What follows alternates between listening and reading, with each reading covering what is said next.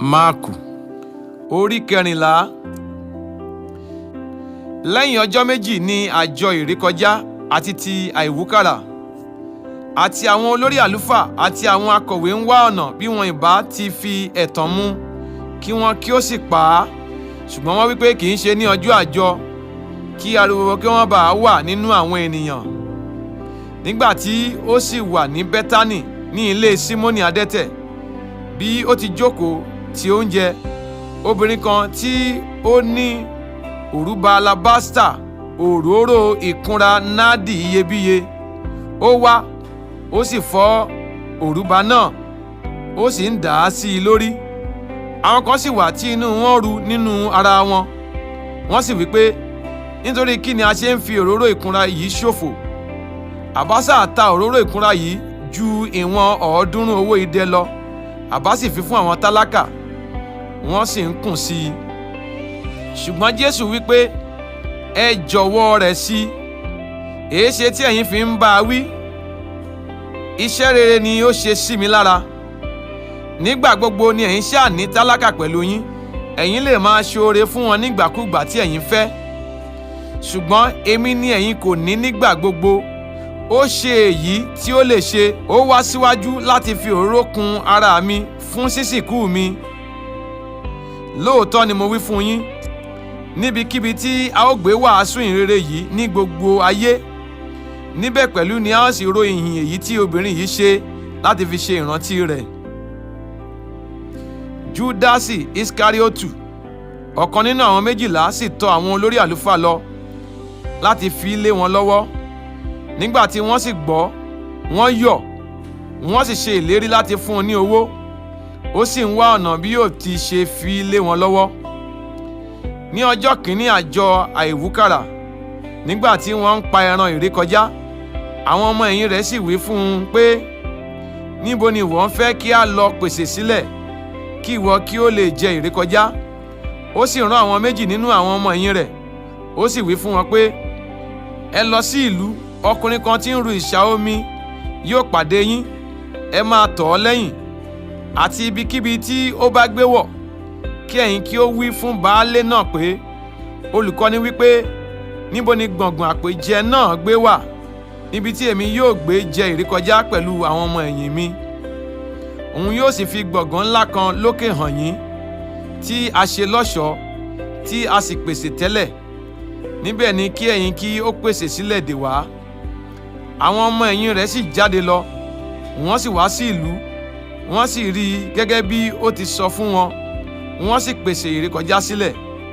Nígbà tí alẹ́ lẹ́, ó wà pẹ̀lú àwọn 12. Bí wọ́n sì ti jókòó tí wọ́n ń jẹun, Jésù wí pé, lóòótọ́ ni mo wí fún yín, ọ̀kan nínú yín yóò fi mí hàn, àní òun náà tí ń bá mi jẹun. Wọ́n sì bẹ̀rẹ̀ sí káàánú gidigidi, àti sí bí léèrè lọ́kọ̀ọ̀kan wípé, èmi ni bí? Èkejì sì wípé, èmi ni bí? Ó sì dáhùn, ó sì wí fún wọn pé, ọ̀kan nínú àwọn 12 ni, tí ó ń tọwọ́ bọ inú àwo pẹ̀lú mi. Nítòótọ́, ọmọ ènìyàn ń lọ bí a ti kọ̀wé nípa tirẹ̀, ṣùgbọ́n ègbé ni fún ọkùnrin náà lọ́dọ̀ ẹni tí a gbé ti fi ọmọ ènìyàn hàn. Ìbá sàn fún ọkùnrin náà bí ó ṣe pé a kò bí.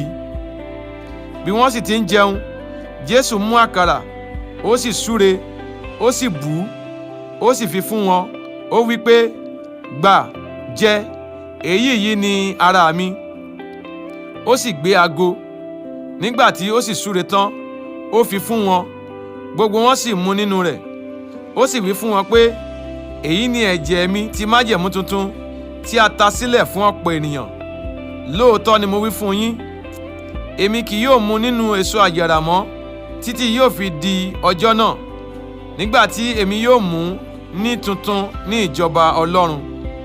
Nígbà tí wọ́n sì kọ orin kan tán, wọ́n jáde lọ sórí òkè Ólífì. Jésù sì wí fún wọn pé, gbogbo yín ni yóò kọsẹ̀ lára mi ní òru òní, nítorí tí a ti kọ̀wé rẹ̀ pé, èmi yóò lu olùṣọ́ àgùntàn, a ó sì tú agbo àgùntàn ká kiri. Ṣùgbọ́n lẹ́yìn ìgbà tí mo bá jíǹde, èmi yóò ṣáájú yín lọ sí Gálílì.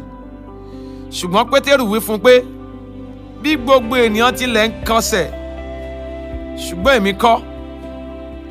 Jésù wí fún un pé, lóòótọ́ ni mo wí fún ọ pé lónìí yìí, àní ní alẹ́ yìí, kí àkùkọ kí ó tó kọ nígbà méjì, ìwọ yóò sẹ́ mi nígbà mẹ́ta.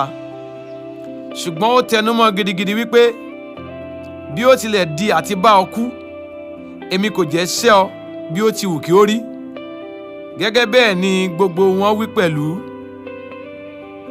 Wọ́n sì wá sí ibi kan tí à ń pè ní Gésémánì. Ó sì wí fún àwọn ọmọ ẹ̀yìn rẹ̀ pé, ẹ jókòó níhìn yìí nígbà tí mo bá lọ gbàdúrà. Ó sì mú Pétérù àti Jákọ́bù àti Jòhánù pẹ̀lú rẹ̀. Ẹnu sì bẹ̀rẹ̀ sí yà á gidigidi. Ó sì bẹ̀rẹ̀ sí rẹ̀wẹ̀sì. Ó sì wí fún wọn pé, ọkàn mi ń káàánú gidigidi títí dé ikú. Ẹ dúró níhìn kí ẹ sì máa ṣọ́nà. Ó sì lọ síwájú díẹ̀, ó sì dojú bolẹ̀, ó sì gbàdúrà pé bí ó bá lè ṣe kí wákàtí náà lè kọjá kò lórí rẹ̀.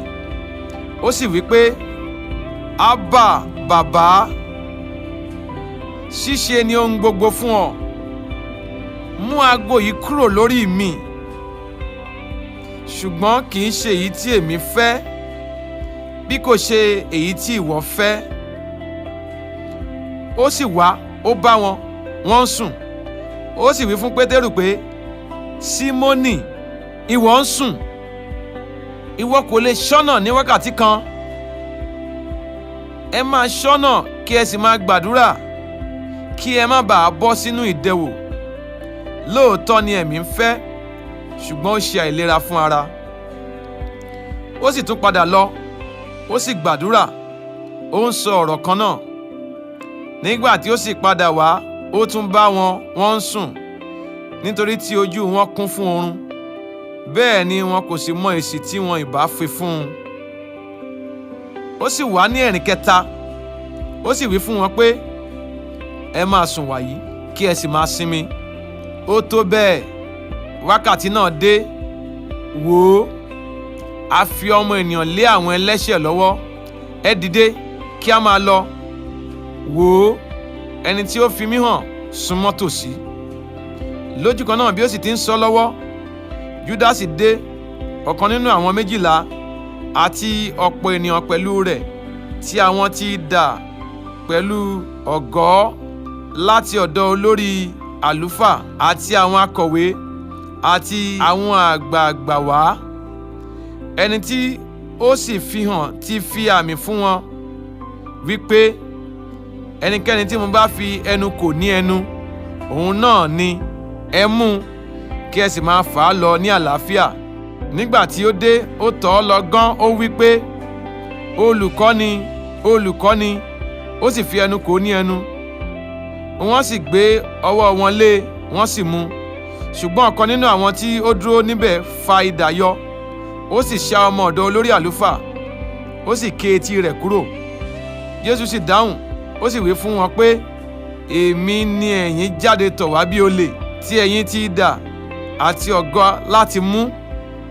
Ní ojoojúmọ́ ni èmi wà pẹ̀lú yín ní tẹ́ḿpìlì, tí èmi ń kọ́ yín, ẹ̀yin kò sì mú mi. Ṣùgbọ́n ìwé mímọ́ kò lè ṣe aláìṣẹ̀. Gbogbo wọn sì fi sílẹ̀, wọ́n sì sá lọ. Ọmọkùnrin kan sì ń tọ̀ lẹ́yìn, tí ó fi aṣọ ọ̀gbọ̀ bo ìhòhò rẹ̀. Àwọn ọmọ ogun sì gbá a mú. Ó sì jọ̀wọ́ aṣọ ọ̀gbọ̀ náà lọ́wọ́, ó sì sá kúrò lọ́dọ̀ wọn níhòhò. Wọ́n sì mú Jésù lọ sọ́dọ̀ olórí àlùfáà. Gbogbo àwọn olórí àlùfáà àti àwọn àgbààgbà àti àwọn akọ̀wé sì péjọ pẹ̀lú rẹ̀. Pétérù sì tọ̀ ọ́ lẹ́yìn ní òkèèrè wọ inú ilé, títí fi dé àgbàlá olórí àlùfáà. Ó sì bá àwọn ọmọ ọ̀dọ̀ jókòó, ó sì ń yáná. Àwọn olórí àlùfáà àti gbogbo àjọ ìgbìmọ̀ ń wá ẹlẹ́rìí sí Jésù láti pa á. Wọn kò sì rí ohun kan, nítorí pé ọ̀pọ̀lọpọ̀ ni ó jẹ́rìí èké sí i. Ṣùgbọ́n ohùn àwọn ẹlẹ́rìí náà kò ṣọ̀kan. Àwọn kan sì dìde, wọ́n sì ń jẹ́rìí èké sí i wípé, àwa gbọ́ ó wípé, èmi yóò wó tẹ́ḿpìlì yìí tí a fi ọwọ́ ṣe. Níwọ̀n ijọ́ 3 èmi yóò sì kọ́ òmíràn tí a kò fi ọwọ́ ṣe. àti nínú èyí náà pẹ̀lú ohùn wọn kò ṣọ̀kan. Olórí àlùfáà sì dìde dúró láàrin, ó sì bi Jésù léèrè wípé, ìwọ kò dáhùn kan, kí ni èyí tí àwọn wọ̀nyí ń jẹ́rìí sí ọ? Ṣùgbọ́n Jésù dákẹ́, kò sì dáhùn ohun kan. Olórí àlùfáà sì tún bi léèrè, ó wí fún un pé, ìwọ ni Kristi náà, ọmọ olùbùkún ni. Jésù sì wí pé, èmi ni. Ẹ̀yin yóò sì rí ọmọ ènìyàn jókòó ní ọwọ́ ọ̀tún agbára, yóò sì máa ti inú àwọsánmọ̀ ọ̀run wá. Nígbà náà ni olórí àlùfáà fa aṣọ rẹ̀ ya, ó wí pé, ẹlẹ́rìí kí la sì ń wá? Ẹ̀yin gbọ́ ọ̀rọ̀ òdì náà, ẹ̀yin ti rò ó sí. Gbogbo wọn sì dá a lẹ́bi pé ó jẹ̀bi ikú. Àwọn mìíràn sì bẹ̀rẹ̀ sí tutọ́ sí lára, àti sí bò lójú, àti sí kàn lẹ́ṣẹ̀ẹ́. Wọ́n sì wí fún un pé, sọ tẹ́lẹ̀. Àwọn oníṣẹ́ sì ń fi àtẹ́lẹ̀ ọwọ́ wọn gbá a lójú. Bí Pétérù sì ti wà ní ìsàlẹ̀ ní ààfin, ọ̀kan nínú àwọn ọmọbìnrin olórí àlùfáà wá. Nígbà tí ó sì rí tí Pétérù ń yáná, ó wò ó, ó sì wí pé, ìwọ pẹ̀lú ti wà pẹ̀lú Jésù ti Násárẹ́tì. Ṣùgbọ́n ó sẹ́ wípé, èmi kò mọ̀ ọ́, òye ohun tí ìwọ ń wí kò tilẹ̀ yé mi. Ó sì jáde lọ sí ìloro, àkùkọ sì kọ. Ọmọbìnrin náà sì tún rí i, ó sì bẹ̀rẹ̀ sí wí fún àwọn tí ó dúró níbẹ̀ pé, ọ̀kan nínú wọn ni èyí. Ó sì tún sẹ́. Ó sì pẹ́ díẹ̀, àwọn tí ó dúró níbẹ̀ tún wí fún Pétérù pé, lóòótọ́ ọ̀kan nínú wọn ni ìwọ ń ṣe, nítorí pé ará Gálílì ni ìwọ, èdè rẹ sì jọ bẹ́ẹ̀. Ṣùgbọ́n ó bẹ̀rẹ̀ sí fi ìre àti ìbúra wípé, èmi kò mọ ọkùnrin yìí, ẹni tí ẹ̀yin ń wí. Lójú kan náà àkùkọ sì kọ lẹ́rìn kejì.